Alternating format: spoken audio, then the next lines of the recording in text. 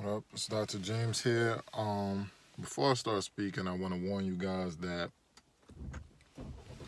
I might get graphic with some of the things that uh, I discuss.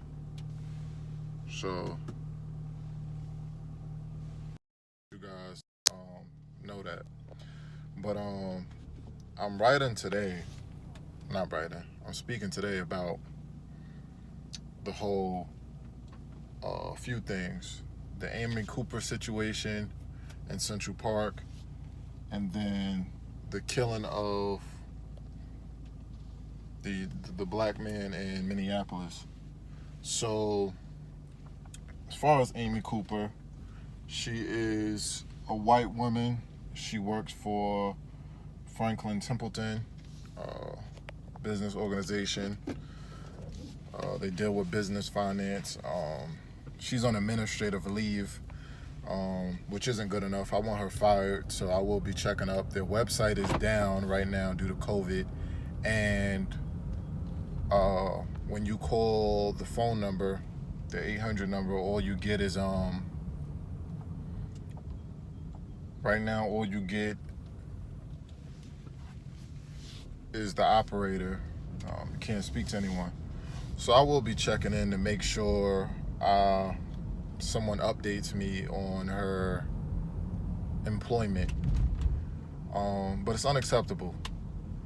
In the video, she calls the cops on a black man who was a bird watcher, and he was just telling her to obey the commands of the park. The parking signs are to have your dogs on a leash at all times so that they don't disturb the environment, the habitat.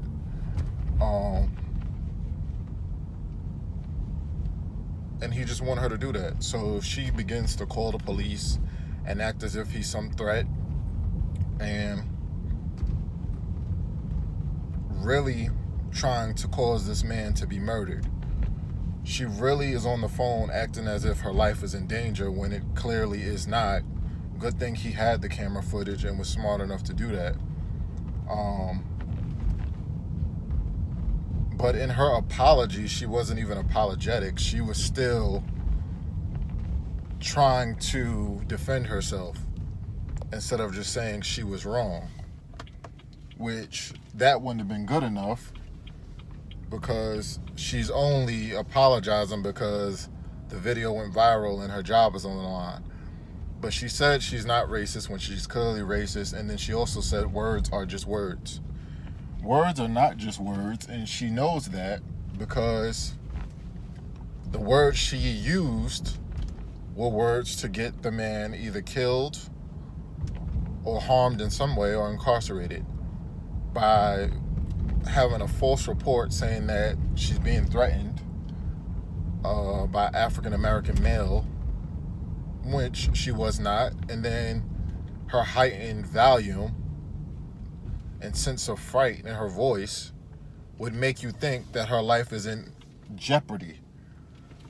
So I don't want to hear her talk about how she's not racist, because she specifically said, "Oh, I'm going to call the police and tell them an African American male is threatening me in the park," because she knows that there's a difference between a phone call of saying a male is harassing me or threatening me in the park, as opposed to saying there is an African American or a black male threatening me in the park. Another situation where it's like Eric Gardner Part 2, the black brother in Minneapolis was murdered by a race soldier who didn't even use proper police protocol, because you're supposed to put the knee on the back, not on the neck. In this case, there was no need for either, because the guy was handcuffed. And if you look at the video, there's someone else holding another part of his leg, his lower extremities, his legs, where The guy couldn't move. So there's no reason to still have your knee on the back or the neck of someone at that point. There's no harm he can do to you. He's handcuffed and he's facing the ground. So in some instances, they do things like that to get the person to the ground and get them handcuffed. He was already handcuffed, no longer a threat. He couldn't move, he couldn't spit, he couldn't do anything to you to pose a threat to you. So at that point, the use of force was extremely unnecessary, and they did not stop until he was no longer breathing.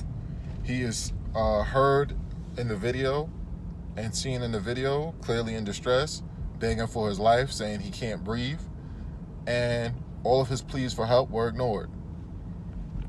What we need to do is bring back the Black Panther Party, who exercised their Second Amendment rights, and they policed the police as they stopped African American citizens to make sure that they handled business accordingly and that African Americans were protected. Because this is nonsense and it has to stop. And this just reminds me of Kanye West's statements a couple years ago saying that it seems to him that slavery was a choice. Black people are currently oppressed around the world, but specifically we're talking about America. That's like saying we chose our oppression, or we're choosing our oppression. We're still oppressed. Oppression is simply unfair treatment. We're treated unfairly. There's no equality, there's no equity in how we're treated. Nothing is being done about it. That's like saying we choose this. If you are black in America, you're under this system, systemic racism, you are oppressed. That's like saying you chose it or you're choosing it because you're a part of it. And I saw a lot of people who, when Kanye West said that, they were actually jacking that he had a point. They were actually somehow championing that he had a point. This just further proves that there is no point to that. And then some people actually think that we've made large strides as to where we once were. And that is something I also cannot agree with, because what large changes have been made when black people are lynched daily and nothing is done about it? The only thing that they've changed is the method in which they kill us. Now, I do not think that in 2020 we would have a situation like Jesse Washington, but we're clearly still having, with Amy Cooper, the Emmett Till type situations.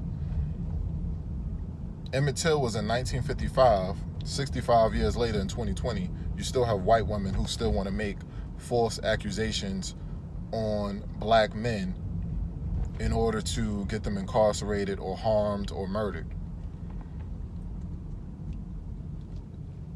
Now, like I was saying, I don't think we would still have a Jesse Washington situation in 2020, which Jesse Washington is probably the most horrific story I've ever heard. In 1916 in Waco, Texas, Jesse Washington was a 17-year-old boy who was brutally murdered by a vicious mob in front of 10,000 people. Falsely accused as well of something he didn't do. They forced him to sign something and plead guilty because he couldn't read. So he didn't even know that he was pleading guilty. They didn't give him an attorney. Not pleading guilty. Signing a statement that said he was guilty. He went to court. A jury of 12 white people found him guilty. As soon as he was found guilty, a mob drug him out the courthouse, and they began to torture him and viciously, slowly murder him. They cut his ears off, cut his nose off, cut his penis off.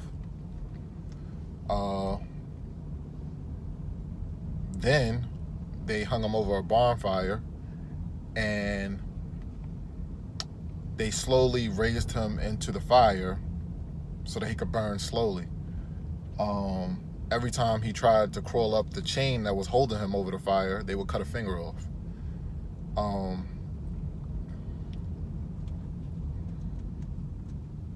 He eventually died due to the torture, obviously, and the pain. They finished burning his body approximately an hour later, and they dismembered the body parts. They sold them to people as souvenirs, and they made postcards out of them. So that was in front of a mob, in front of 10,000 people. And like I was saying, do I think we would have a situation like that in 2020? Because, you know, this was in front of tens of thousands of people, this happened, and no one was brought to justice? No, I'm not going to go that far. But the strides we have made are minor when you can kill someone for no reason, and it's on camera, and just because you're shooting them,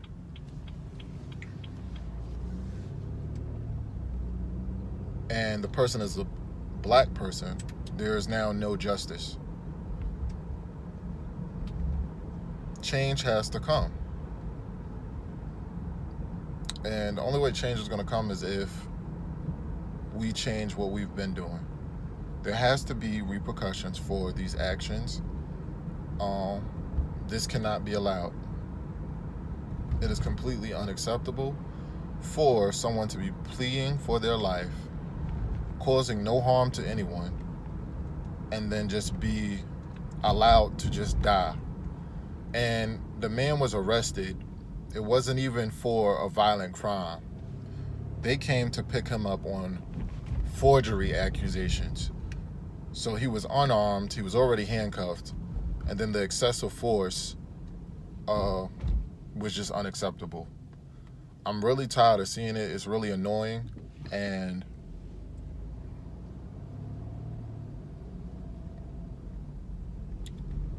I don't know what to do at this point.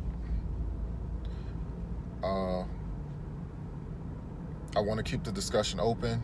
You guys can like, you can comment, you can subscribe, share the video. Let me know what your thoughts are. Peace and love.